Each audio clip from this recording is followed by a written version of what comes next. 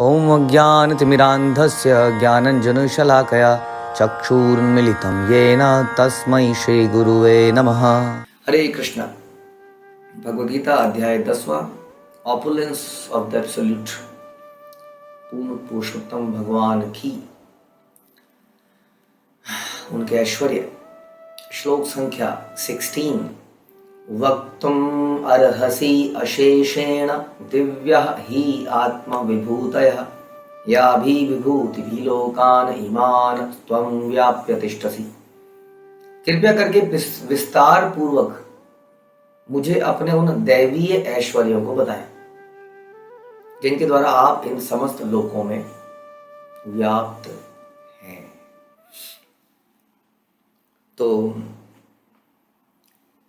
हम लोग रोज़ न्यूज़पेपर पढ़ते हैं, हम लोग रोज़ उन्हीं मैगज़ीन्स को पढ़ते हैं जिसमें उसी तरह का न्यूज़ बार बार आता है। ये एक दिव्य विषय है जिसके बारे में हम चर्चा कर रहे हैं। एक मंडेन भौतिक विषय नहीं है। हम लोग अक्सर न्यूज़पेपर को, आज का न्यूज़पेपर यदि हमें कल दिया जाए तो पढ़ने का मन नहीं करता है, बासी हो जाता है। लेकिन भगवान विषयक जानकारी जो है, यदि उसको शुद्धता से किया जाए तो उसमें हम जितना आगे बढ़ते हैं उसमें आनंद आता रहता है। ये हमारा लाइव एग्जाम्पल है। आप सबनों में लोगों ने अपने जीवन में देखा होगा। भगवद गीता है, भागवतम है, इसको यदि हम बार बार पढ़ते हैं, एक बार समाप्त होने के बाद फिर से पढ़ते हैं, तो हर बार कुछ नए मतलब हमारे सामने आते हैं। आज तक आ रहे हैं, कई सालों से हम इसको पढ़ते जा रहे हैं, फिर भी हर बार कुछ नया मतलब सामने आ रहा होता है। And becomes more interesting, more and more interesting. सामान्यतः जनरली एक किताब को आप इतनी बार नहीं पढ़ सकते जितनी बार इन किताबों को पढ़ सकते हैं, क्योंकि इसमें बहुत ही रहस्य छुपे हुए हैं। चैतन्य महाप्रभु ने आत्माराम श्लोक की 61 व्याख्याएं कर डाली, एक ही श्लोक की, जो हम चैतन्य चरितामृत में सुनते हैं। तो इस प्रकार से इनमें अनलिमिटेड ज्ञान छुपा हुआ है और इसमें कोई अंत नहीं है जानने का। अर्जुन अभी पिछले कुछ श्लोक में भगवान के बारे में बोला कि आप परम हैं, परम पुरुष हैं, परम पवित्र हैं इत्यादि। ऐसा लगता है कि अर्जुन का ज्ञान परिपक्व स्थिति पर है और वो सब कुछ जान चुका है। अब जानने के लिए क्या शेष है। लेकिन जैसा हमने बताया, जितना हम कृष्ण को जानते हैं उतना हमें पता चलता है कि हम कृष्ण को नहीं जानते हैं। हाँ, ये बड़ी अजीब सी स्थिति है। जो व्यक्ति कृष्ण से जितना दूर है वो कहेगा मैं जानता हूँ भगवान के बारे में सब कुछ, और जो कृष्ण के अधिक पास में है वो कहेगा मैं कृष्ण के बारे में ऐसा लगता है कुछ जानता ही नहीं हूँ।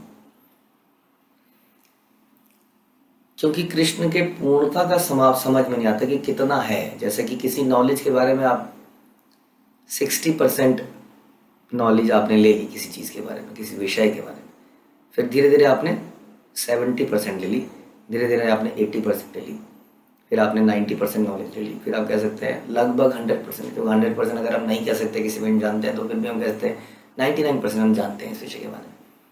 लेकिन भगवान के विषय में कुछ अलग है।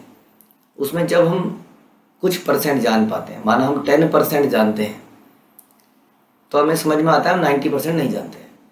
फिर जब हम 10 से 20% जानते हैं तो हमें समझ में आता है कि हम 80 नहीं, अभी भी समझ लो हम 90% नहीं जानते हैं। क्योंकि द होल कीप्स चेंजिंग, या हमारी understanding of the whole keeps changing. हमें एक विषय के बारे में पता है, एक चैप्टर, एक किताब है, उसमें 12 चैप्टर है, तो 12 के 12 ही रहेंगे। जब हम 11 पढ़ लेंगे तो हम कहेंगे हम 99% समझ में आ गया है, 12 पढ़ लिया तो हमें 100% समझ में आ गया है पूरा किताब। लेकिन कृष्ण किताब की तरह नहीं है। कृष्ण के बारे में जानकारी अनलिमिटेड है एक्चुअली में। जितना हम आगे जाते हैं उतना हमें पता चलता है ओहो कृष्ण इतने नहीं है, कृष्ण तो इतने थे। फिर इतना आगे बढ़ते हैं कृष्ण तो इतने थे। तो इस प्रकार वो नॉलेज कभी भी कुछ परसेंट से आगे बढ़ ही नहीं पाती है, बल्कि उल्टा कम होने लगती है। इसलिए कहते हैं कि जितना भक्त भगवान के पास जाता है उतना उसको लगता है मैं कम जानता हूँ। पहले लगता था ज़्यादा जानता था भगवान को, अब लगता है कि कम जानता हूँ। तो ये भगवान के विषय में जानकारी बढ़ने के बजाय उल्टा कम होने लगती है। परसेंटेज के हिसाब से, वैसे तो भक्त भगवान को जानते जाते हैं, तो ऐसा लगता है। तो इसलिए इनके बारे में जानकारी कभी का कोई इसका अंत नहीं है, और भक्त लोग इसको जानते ही रहना चाहते हैं, क्योंकि उनको इसको जानने में बड़ा आनंद का अनुभव होता है। हमने सुना था तुष्यंति च रमन्ति च, कि भगवान के भक्त जो है इन्हीं चीज़ों में रमण करते हैं, तुच्छता सेटिस्फैक्शन प्राप्त करते हैं जब वो भगवान के विषय में चर्चाएं करते हैं। ये उनका जीवन का आनंद है, इसलिए वो ज़्यादा से ज़्यादा जानना चाहते हैं, और जानना चाहते हैं, और जानना चाहते हैं, और सुनना चाहते हैं। यही कारण है कि हम उन्हीं ग्रंथों को बार बार पढ़ते रहते हैं, बार बार पढ़ते रहते हैं, और इससे भगवान की बड़ी प्रसन्नता प्राप्त होती है। यहाँ ऐसे लगता है कि अर्जुन सब कुछ जान तो गया है, लेकिन फिर भी और कुछ जानना चाहता है। कहता है मुझे विस्तार से बताइए, सुनना चाहते हैं हम बहुत। कहते हैं ना, कहीं पर कोई बहुत अच्छी घटना हो गई होती है, हमारा जैसे हम आपको बताते हैं कि जब लक्ष्मण इंद्रजीत को मार के आए, तो भगवान राम ने कहा युद्ध चल रहा है, और भगवान राम ने कहा आराम से सुनाओ, क्या क्या हुआ, एक बात बताओ। तो वानर लोग एक बात को बताते हैं, ऐसे ये तीर छोड़ा उसने, ये तीर छोड़ा उसने, ये मारा उसने, वो मारा, एक एक तीर के बारे में बता बता के भगवान राम फिर संतुष्ट हो जाते हैं, हाँ अब अच्छा लग रहा है। अंत में लक्ष्मण ने कैसे इंद्रजीत का गला काटा। तो हम सुनना चाहते हैं अपनों के बारे में कि उन्होंने कैसे इतना अच्छा कर दिया जो उन्होंने करा। तो हम सुनना चाहते हैं क्योंकि हमें उनसे प्रेम होता है, जिससे हमें प्रेम होता है हम उसके बारे में सुनना चाहते हैं। संसार में हम अपने बच्चों के कारनामों को सुनना चाहते हैं, बड़ा मजा आता है माँ को, आज इसने ऐसा किया, हाँ उनकी छोटी छोटी हरकतें, छोटे छोटे नटखटपन, हमें आनंद आता है उसको सुन सुन के, सोच के। लेकिन ये विषय संसारी है, इसी को हम अगर भक्ति में मोड़ दें और इन विषयों को, क्योंकि संसार के विषयों को जितना सोचेंगे, आपने सुना होगा एक वर्ड होता है नोस्टैल्जिक, मतलब कि हम जितना पुराने विचारों के बारे में, चीज़ों के बारे में विचार करते हैं, उतना ऐसा लगता है कि इनकेपेबल से हो गए, बेचैनी से होने लगती है, लगता है क्या थे वो दिन, क्या वो भी क्या दिन थे। जितना हम पुरानी बातों के बारे में, जवानी के अपने कारनामे, बचपन की हरकतें, तो ये चीज़ें हमारे अंदर एक अटैचमेंट पैदा करती है, एक बेचैनी पैदा करती है। लेकिन यही विषय अगर हम भगवान के विषय में कर लें और भगवान की हिस्टोरिकल उनकी लीलाओं के बारे में चर्चा करते रहें, तो वो ये हमें शुद्ध कर देता है, ये भी हमें अटैच करता है। जैसे कि वो बातें हमें अटैच करती हैं, ये भी अटैच करती है, लेकिन ये अटैचमेंट हमें संसार से डिटैचमेंट पैदा कर देता है। संसार से डिटैचमेंट का मतलब है संसार से सारे दुखों से मुक्ति, क्योंकि हमारे दुख होते हैं हमारी अटैचमेंट्स के कारण। ये बड़ा इंपॉर्टेंट विषय है। तो इसलिए हमें गहराई से जाना चाहिए कृष्ण विषयक बातों में, जैसा कि अर्जुन अपने चरित्र से सिखा रहे। हाँ, यद यद आचरति श्रेष्ठा तत्तद एव तरजा, कि जैसे श्रेष्ठ लोग करते हैं हमें वैसा ही करना का प्रयास करना चाहिए। तो इसलिए हमें भी ऐसे ही विषयों के बारे में और ज़्यादा विस्तार से बताइए, जरा और ज़्यादा विस्तार से बताइए, कोई ना कोई नई चीज़ तो निकल जाएगी। कृपया करके विस्तार पूर्वक मुझे अपने उन दैवी ऐश्वर्यों को बताएं। अभी इतने पिछले श्लोक में भगवान ऐश्वर्य तो बताए जा रहे थे, और क्या बता रहे थे, कितने ऐश्वर्य बता चुके हैं भगवान कि मैं ये हूँ, मैं वो हूँ, मैं ये हूँ।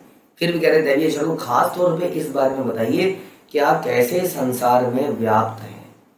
श्रील प्रभुपाद ने इस बारे में बहुत सारी टिप्पणियां दी हैं, बहुत सारी, कि ईश्वर की प्राप्ति, ईश्वर की जो अंडरस्टैंडिंग है वो 3 लेवल में होती है। परमात्मा जो हर किसी के, या परमात्मा से पहले ब्रह्म जो हर कण कण में व्याप्त है, फिर परमात्मा जो लोकलाइज्ड है हमारे हृदय में, और फिर स्वयं कृष्ण। अधिकतर लोग भगवान को कण कण में व्याप्त भगवान के रूप में ही जानते हैं, ये कंप्लीट नॉलेज नहीं है। प्रभुपाद ऐसा बताते हैं। इसके बाद नेक्स्ट लेवल है कि भगवान का एक स्वरूप भी है, क्योंकि कण कण में व्याप्त जो भगवान है उनका कोई स्वरूप नहीं है, और जो हमारे हृदय में है उनका एक स्वरूप है, शंख चक्र गदा पद्म। और फिर कृष्ण का एक डिफरेंट स्वरूप है जो बंसी धारण करें। तो इस प्रकार से जब हम कृष्ण को जान जाते हैं, प्रभुपाद कहते हैं, तो सारी नॉलेज पूरी जाती है।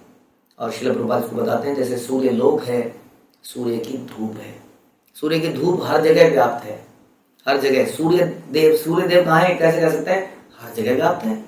जहाँ जहाँ सूर्य की रोशनी है वहाँ वो व्याप्त है, लेकिन वो पर्सनली व्याप्त नहीं है। पर्सनली सूर्य एक लोक है और उसके अंदर सूर्य देव रहते हैं। और अधिक सरल भाषा में हम समझाते हैं कि जिस तरह की एक कंट्री का प्रेसिडेंट उस कंट्री को चलाता है, लेकिन वो प्रेसिडेंट एक पर्टिकुलर जगह पे होता है हर वक्त, अपने निजी कक्ष में या किसी राज्य में कहीं ना कहीं वो पर्सनली प्रेजेंट होता है, लेकिन फिर भी उस प्रेसिडेंट का फील पूरे उस कंट्री के हर कोने में महसूस किया जा सकता है। हाँ, उनके बनाए गए नियमों के अनुसार, हाँ, जो भी नियम जो भी पॉलिसीज वो चला रहे हैं उसके अंतर्गत वो व्यक्ति पूरे उस कंट्री के अंदर व्याप्त है। और उसी तरह से एक व्यक्ति है जो एक कंपनी का मालिक है, जो कि मल्टीनेशनल कंपनी है, उस कंपनी की ब्रांचेस पूरे संसार में है। हाँ, लेकिन फिर भी वो व्यक्ति एट ए टाइम किसी एक ही जगह पर होता है, लेकिन फिर भी उसकी बनाई हुई पॉलिसीज, उसके बनाए उसके सिग्नेचर, उसके इंस्ट्रक्शंस पूरे संसार में उस कंपनी के हर ब्रांच में, हर रीजनल ऑफिस में इफेक्टिव होते हैं और उसका कंट्रोल पूरे संसार में होता है उस कंपनी में। तो इस प्रकार वो व्याप्त है, वो पर्सनल भी है लेकिन वो सब जगह व्याप्त भी है अपनी शक्तियों के माध्यम से।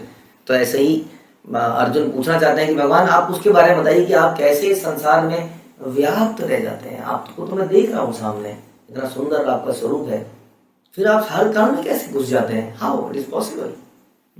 ये बड़ा इंपॉर्टेंट प्रश्न है, क्योंकि आगे आने वाला चैप्टर बड़ा इंपॉर्टेंट है, विराट रूप, जिसमें भगवान लाइव दिखाएंगे। अभी तो हमने फिलोसॉफिकल डिस्कशन किया, सूर्य देव का एग्जाम्पल लेके, कंपनी का एग्जाम्पल लेके, प्रेसिडेंट का एग्जाम्पल लेके, लेकिन भगवान तो दिखाई देंगे। देखो देखो मैं कैसे व्याप्त होता हूँ। वेरी डिफिकल्ट टू इमेजिन कि सर्व हर तरफ फैले हुए भगवान को देखा कैसे जाए। भगवान के विग्रह रूप को तो देखा जा सकता है, लेकिन ऐसे रूप को कैसे देखा जाए? हाँ, तो यही भगवान दिखाएंगे। और अर्जुन जो है, श्रील प्रभुपाद कहते हैं, ऑल दो भगवान के बारे में पूर्णतः उन्हें ज्ञात था, कोई संशय नहीं था, लेकिन हम लोगों के फायदे के लिए अर्जुन ये प्रश्न पूछते हैं। तो अतः अर्जुन श्री कृष्ण से पूछता है कि वे अपनी विभिन्न शक्तियों द्वारा किस तरह सर्वव्यापी रूप में विद्यमान रहते हैं। ये सब लोगों के हित के लिए अर्जुन ऐसा पूछ रहे हैं, क्योंकि ये तथ्य स्थापित होना बड़ा जरूरी है कि ईश्वर केवल ब्रह्म की तरह हर जगह व्याप्त नहीं है, बल्कि वो साक्षात भी है। और इस डिस्कशन से अर्जुन और कृष्ण के बीच में और इसके अगले चैप्टर से खासतौर पर ये बात बिल्कुल क्लियर साबित हो जाएगी कि कैसे ही कृष्ण भी उस पर ब्रह्म का, उस ब्रह्म का सोर्स है, जो कि गीता में भगवान बताते हैं कि ब्रह्म का अस्तित्व मैं हूं, मुझ पर ही ये निराकार ब्रह्म आश्रित है, भगवान का ही तेज है। तो जब वो अर्जुन इस प्रकार से अभी ये प्रश्न पूछ रहा है, भगवान आंसर करेंगे और फिर बोलेंगे लो देख लो इसको। तो ये बिल्कुल क्लियर हो जाएगा कि Krishna is the original source of Vishnu, Krishna is the original source of ये परमात्मा, and Krishna is the original source of ब्रह्म जो हर तरफ व्याप्त है। इसलिए प्रश्न बड़ा इंपॉर्टेंट है आगे आने वाले श्लोकों के लिए। हरे कृष्णा। श्रील प्रभुपाद की जय, भगवद गीता की जय।